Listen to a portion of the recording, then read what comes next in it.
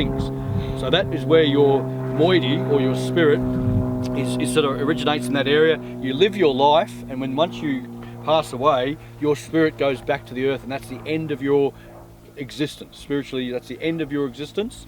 And yeah, it's a really interesting sort of thing, because they don't have things like memorials for people, or wouldn't keep photos of the relatives in the house or things like that, or they wouldn't keep possessions either.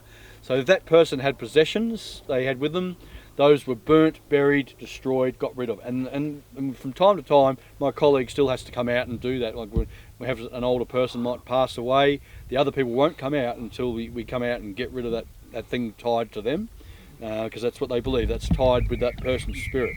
Has to go with that spirit. That's the end.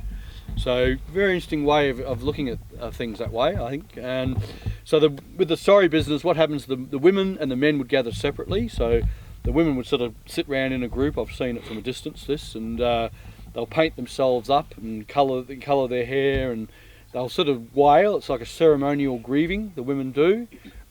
And for the men, what the men would often do, there's something similar. But the men, some of the older men, I haven't seen this a lot lately, but some of the older men perform what they call a sorry cut on the upper arm. So, and it's like it bleeds out, and that's their way of releasing the grief.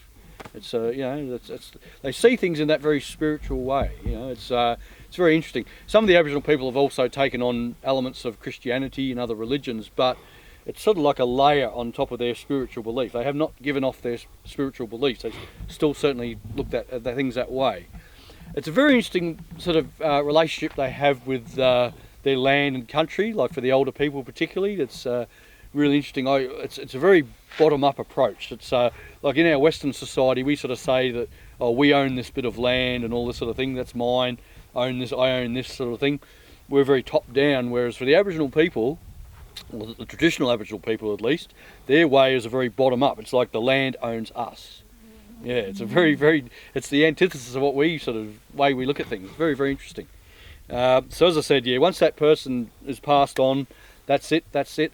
Now you might think, well, that could create a problem. What happens if there's a court case? Say there's a crime being committed, or someone's been murdered or something like that, and it goes to court. Because it's just very disrespectful to mention their skin name after they're passed away. So what do?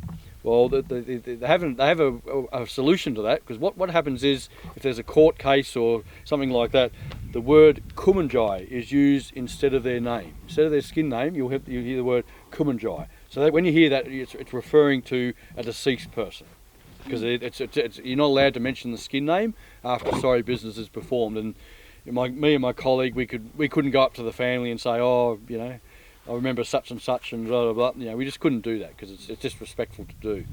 So they use the term kumanjai. That's used for a deceased person.